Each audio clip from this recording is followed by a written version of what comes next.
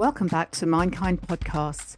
This is Dr. Jo North returning to our platform. Mindkind continues to be a reflective space for anyone who wants to stay sane in our demanding world. Our intention is to inspire, motivate and inform people of all ages interested in mental health and well-being. I'll be drawing on 35 years of practice as a psychotherapist, and we'll be looking at research and therapy along the way and talking with other experts in the field so we can draw on their skill. Nothing in this podcast is intended to cause you shock or surprise. If you think a subject is going to cause any triggering to any conditions that you have, please don't listen and just choose another podcast of interest. If you happen to be in a podcast and something in there triggers some kind of anxiety or stress for you, please switch off straight away and contact your mental health professional. If something affects the mind, we'll be talking about it. So let's get on with today's podcast. Hello, it's Jo North. I head up the Food Sane website, which is the safe space for you to land and join us and explore your relationship with food, with time-related eating, and improve the quality of your life through improving your eating. Every week I talk about 3 things I've learned about time-related eating and nourishment in general. And this week I actually have 4 things. So since it's my podcast, I'm going to do 4. Lots of learning this week. First of all, I have been in pain, and there's a lot to learn from pain. I know that there will be people out there who probably have enduring pain to deal with, and I have my deepest sympathy. I hurt a muscle in my posterior. As you know, I had hip replacement back in August last year, 6 months ago, and that's fine, it's absolutely fine. But I have just started to do slightly more vigorous exercise, and as a result, I have hurt myself, which is a little bit concerning. But I have to tell you that that muscle goes into spasm and it really hurts. And so I've been learning about the impact of pain and thinking, well, what's that going to do to my eating this week? And I'm pleased to report that I've been time-related eating for long enough that it's such entrenched behaviour in my brain now. I'm not going to go crazy and need to bury this pain in a lot of sweet stuff. But I know it's very easy to do that, and I am not surprised. People might head for alcohol, or they might head for comfort foods, and what I used to do, as you may recall if you've read the book Food Sane, is the jar of honey a week in the tea. Oh, it hurts to even remember that. But anyway, one of the things I did was since my whole leg was hurting and it goes into spasm, was I got my hand and just stroked the muscle and just smoothed things out a bit. And I was reminded of the impact of oxytocin on the system, because it actually did calm me down and it did release some of the pain, and the hormones that it released really did soothe, which it's supposed to. So I wanted to just remind us all about oxytocin, because I think that sometimes we go for food, we go for sweet, comforting, soothing food, when in fact we perhaps need to think about other ways of getting positive chemicals in our body. So oxytocin is often called the bonding hormone or the cuddle chemical, but it's really a safety signal to the brain that tells your nervous system that you are held, because we get it from human contact, that you are held and you belong and that you are sufficient and that all is well in the world and that somebody is looking after you. So it's really the loved up hormone that you would get if you're cuddling up to a new baby to keep them safe, or a puppy or a child if you're trying to keep them safe. So it's produced in the hypothalamus, and it works in tandem with the parasympathetic nervous system, or the rest and digest system, which is the system which we can utilise to help us calm down, smooth ourselves down. Because if you think about stroking a dog, we smooth them, and the dogs are always happy and it makes us feel good. And so this is what's going on. It's this wonderful touch and this stimulation and soothing of the nervous system. So when our oxytocin is flowing, then cortisol tends to drop. And of course, if you're in pain, then the brain immediately starts to think there's something dangerous going on. And we need a lot of soothing when we're in pain, aside from pain soothers, of course. Oxytocin matters enormously for our eating. For many people, we might reach for food, especially sweet or fatty or ultra processed food, because it gives us a temporary oxytocin hit. Eating together is one of our oldest bonding rituals. Comfort food literally does activate reward and soothing pathways. So the urge to eat beyond hunger is often less about appetite and more about a nervous system that is searching for safety and connection. Now, if you think about this, you might recall or reflect on times in your life when you might have needed safety and you've eaten more. So understanding this removes much of the shame that we have around these needs. These are human needs that we all have. The body is actually doing something intelligent and ancient when it's driving us to eat for comfort. It ends up being the wrong way to go about it. By the way, I did go to outpatients because my muscle went into spasm and I couldn't walk. And obviously, my panic brain again went to the worst case scenario and I decided that I'd need an ambulance. No, it's fine. I didn't. We went and we checked it out. All was well. I thought my hip had gone or broken or something. Anyway, they gave me some fairly dramatic painkillers, which are also used for depression because they calm the nervous system. And when I looked at the list of results or symptoms that could arise as a result of the painkillers, I really thought to myself, I think I'd rather stroke my leg and take some paracetamol, because the potential that they make you put on weight, they make you constipated, they can make you bad tempered, they can make you have hallucinations. Oh, no, it's okay. I'll deal with the pain. It's great if you absolutely need those things, but I just didn't need that. I also wasn't going to engage in excess food. So, how do we generate oxytocin then rather than eating or overeating for comfort? Number one is touch. So we could stroke our own hands, we could put hand cream on our own hands or soothe our own face, smooth our own face. You don't actually have to have someone else to stroke your hand massage is wonderful, but not everybody can afford a massage. Maybe somebody's not available to do that. But just the touching of the skin, stroking a pet, or even just a very common therapeutic technique is to put your hand on your heart for a moment and just feel that touch, feel the connection of calming your heart and listening to your heart.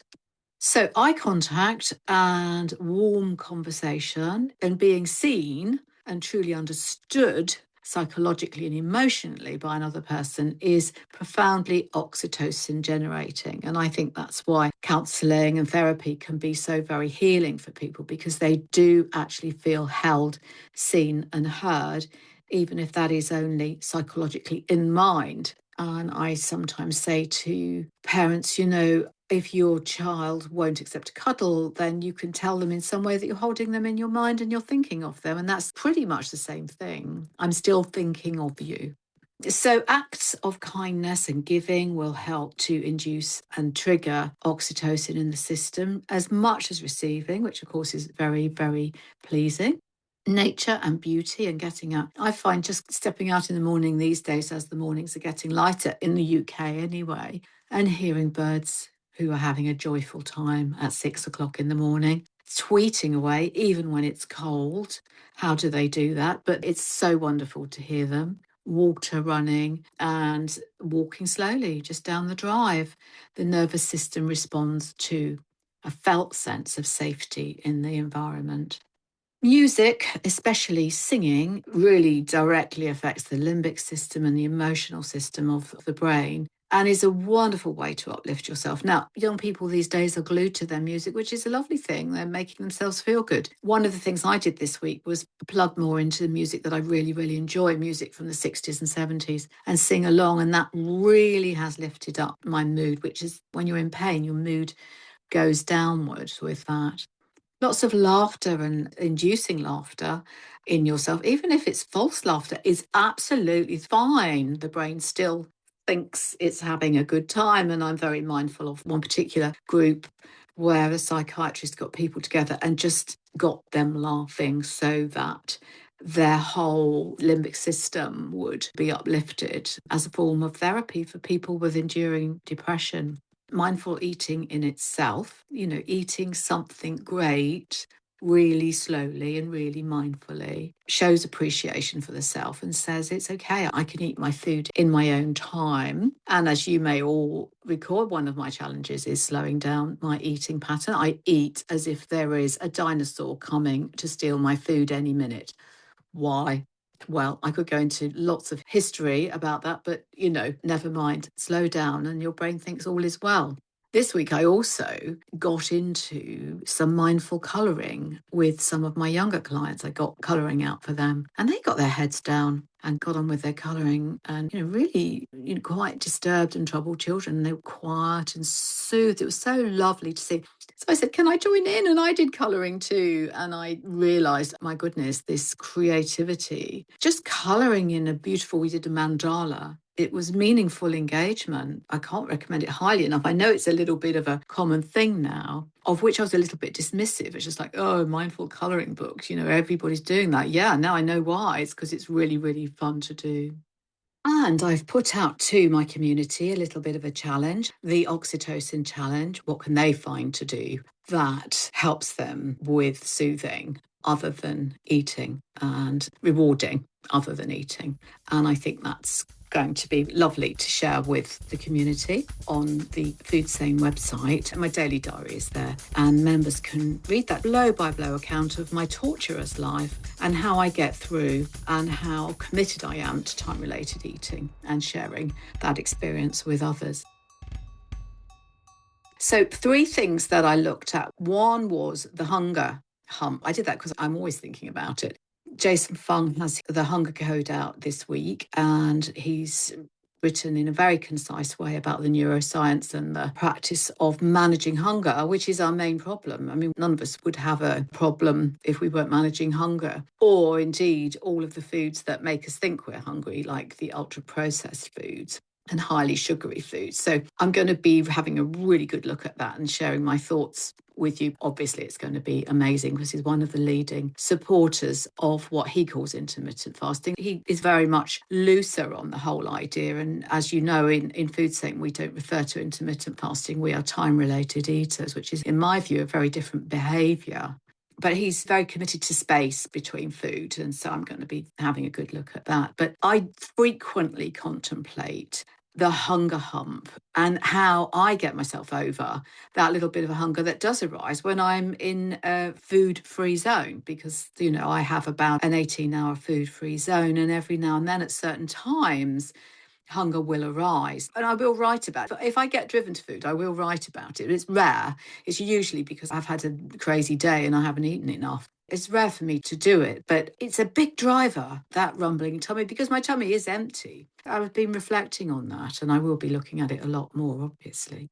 So we need to develop a skill around our own hunger. And I've mentioned before that I tend to have a sip of water. My hunger time is actually just so I get into bed and I'm ready to go to sleep. And then my tummy says, I haven't eaten for about 6 hours because, I stop eating about 4 in the afternoon because that suits me fine. And it's fine. I just need to go to sleep. I have a sip of water and I have a little chat with my tummy. And as I've said before, one of the things I say is, look, no, you know what happens if you eat at night. So we would find this whole time-related eating thing easier if hunger didn't show up on cue. And I think the really good thing to do is notice when that hunger is showing up, because it could be old memories. For me, it's a bit of an insecurity thing, I think, going on. It could be old habits that are kind of a bit of a ghost that won't go away. And those habits, they really cut hard. Another time is 6 o'clock. I mean, my family, when I was a kid, for the whole of my upbringing, we used to eat at 6. And, my brain remembers that still. It was such a long time ago. But it's just biology and it's just memory. You're not actually going to die if you don't eat there and then. We can go. Now, I'm not talking about people who starve themselves because that's quite a different story and quite another matter. But I'm talking about the fact that if we were in the wild and there was nothing to eat, we'd have to hang on for a bit longer. And our body can do that. It can tap into our fat stores. And that's what the whole point, well, it's not the whole point, actually. It's one of the points of downtime from food. The more we practice moving through, and I like that expression, just moving through hunger, just moving through, the better that we are at being a time related eater. We tell ourselves, I am a time related eater. I say that a lot to people now. And kind of, I'm not embarrassed about them having to accommodate that for me because that's just me trying to eat with my circadian rhythm and be my best and healthiest self. I'm not in this world to please them and their eating times, although I will try. I will always try. So I always say to myself, you know how this works. I'm talking to my tummy and say, you can have food in the morning and you can enjoy your eating and you can have what you like and you can enjoy that. And it's the center of time related eating is to be able to move with and dance with and flow with just a bit of hunger. Quite different from when you do need to eat. If it's been 18 hours for me and I'm hungry, then I am hungry. I am having that food and that's a good feeling. But if it's sort of 6 hours after closing my window, it's not usually going to be food that I need. It's worth noting that people of many faiths, Christian, Jewish, Islamic, have been doing fasting or abstinence from food for centuries, more like thousands of years, and reporting that that is a benefit. It puts them in touch with their inner self, with their natural body rhythm, and with their spirituality, whatever the nature of their spirituality. So you ask them, all of my Muslim friends tell me, they're having a wonderful feel-good thing going on, which is fantastic. That's what we need. We are in good and ancient company when we're time-related eaters. The nice thing about time-related eating is you can adjust. It can be a regular practice. And I suppose in a way, I do see it as a spiritual practice. I mean, it certainly puts me in touch with what I feel to be my organic self and my more mindful self. And I'm happy with that. One point I should make, and again, I am not critical of weight reduction drugs, and I absolutely am not critical of people that resort to those drugs because I know how desperate they feel about weight and image and caring for themselves. One of the problems is that you actually do not learn to deal with hunger. You shut hunger up and you close it out. And I've been reflecting on this for some time and I've been watching. And it's fantastic because I know that people are desperate to lose weight and they do. But at some stage, one of the things we have to do is learn to manage hunger. And that's what I'm about on Food Sane. And if you come into the community and do our training, there's a 10 module training in which we look at stop, go, and holding back. We perfectly well can hold back, and it's good for us to be able to do that. So, yeah, come into Food Sane and join in the party on that one. So the second thing I wanted to talk about that I've been learning this week was the fact that I had a carbohydrate high. And I wanted to talk about that, in case you think I get my eating right all the time. No, I don't. Especially when I'm socializing, I just kind of want stuff, with people. I'm possibly too disciplined in the week. I'm incredibly disciplined in the week, but at weekends I need to cut loose a little bit. Saturday evening, we had friends round. We were playing a game together. I did pizza and roasted Parmesan potatoes, and I made two puddings. One was a sponge pudding with custard, and one was a tart with custard. And I had sort of said, I don't want to eat in the evening, but never mind. It was fun. It was Domino's. And it was a bit like the week before, you might recall, when I had the alcohol. I don't drink alcohol. I don't know why I did it. I probably drink alcohol once or twice a year. And one of those is always Christmas when I will have a drink. So I got in there. I had the pizza and I had the potatoes and I had the custard. and I had the works. But we had a jolly nice time, and that was really, really important. Far from moralising over my carbohydrate high, because I actually felt quite drunk on those carbs, because I'm not used to loads of carbs. I actually felt, quite giddy. And I got very curious about that. And of course, carbs do rush glucose to the brain. That is an intensely glucose dependent muscle, just like all our other muscles. And it does trigger serotonin and activates the dopamine. Now, I think we were playing a board game, and that's a perfectly fun thing and a great way to activate dopamine. But I had the carbs as well.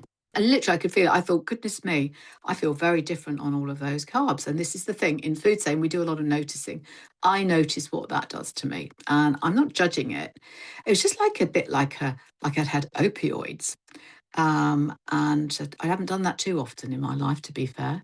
So I was self-regulating after a hard week, and I was rewarding myself and having fun, and that makes complete sense. But I think understanding that carbohydrate high and the neuroscience of it means that we can meet it with more compassion and acceptance rather than shaming myself and saying, oh, you've really, really done it now, haven't you? You've ruined everything. Call yourself a time-related eater, heading up food saying, who do you think you are? No, it's all about what we learn from what we're doing and what we notice. That's what I'm about. Yeah. So, get with me and my mistakes, because that was a really interesting mistake. That was. I didn't have to do the shame. I just got with the compassion. And as you will remember from my podcast the week before, compassion absolutely works. Have a little word with yourself.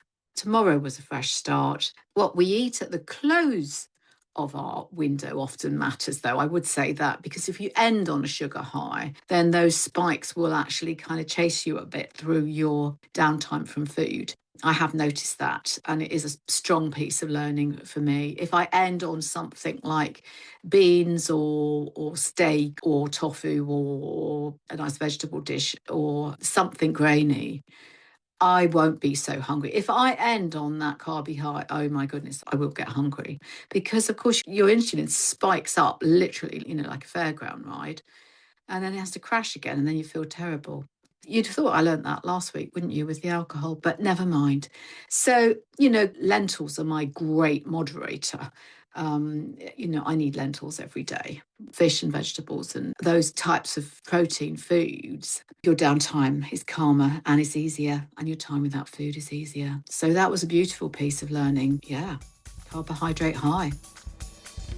The third piece of learning, which is in fact our fourth, isn't it? Because I threw in the oxytocin, it absorbs all of those things that we've talked about within a version of self-care and lightening up our lives so that our lives are more tolerable. We live in such a stressful, demanding, inhuman life. We have wonderful things, and I'm not a grumpy old person about all the wonderful things we have in our world, but it's very demanding and very stressful, and particularly things like demands on families and their time.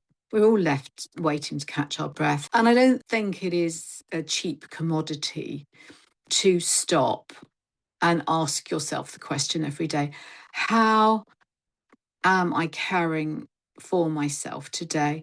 How can I be kinder to myself?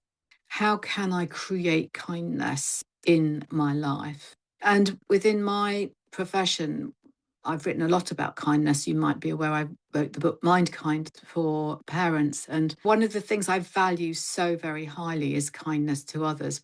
One of the things I can forget to do is be kind to myself and ask myself this question. Joe, if you were being really kind and putting yourself first today, what would that look like, and what action would you take? Or would you take no action at all, and would you just sit quietly and have a rest? And usually it's have a little rest. Um, so I think that what I really want to underline is that we can live in a very inhuman world, a very harsh world. And yet, if we start that sort of vibration of kindness and that vibration of bettering for ourselves, making ourselves more well, we will hit that vibration generally. And I think that people respond accordingly. One of the things I really noticed when I went down to outpatients was I was actually met with enormous kindness, at that outpatients department with my poor muscle. I was in pain and I'm used to being the carer, but those people really cared for me. They were most thoughtful and most gentle. And I really appreciated that. And it reminded me again, and we need reminding, of the need for a pact with ourselves to be kind. And that means great food and it means a great eating window, but it means lots of other actions like space for ourselves and space for those around us. So, big gratitude for the people who were kind to me. And a reminder to all of us that it really does make our world better. If we're kind to ourselves, it uplifts us. And I'm going to leave you with that thought this week. In Food Sane, we are about psychology, compassion, and the middle way that works for people, of learning to manage hunger, of learning to notice what we do with food, of being compassionate and kind to ourselves, and creating other opportunities in our lives other than eating. And it's becoming fast. Food Sane, an opportunity for growth and development. And that's something I really value. So Food Sane, psychology, compassion, and the middle way that works, and a safe space for you to land. I hope that's really useful. I love sharing with you every week. Here we go. There's going to be more. Have a great time, and I'll see you soon. Bye. P.S. Don't forget to come and join us on the Food Sane website, www.foodsane.co.uk. Come and join us. We're looking forward to seeing you there.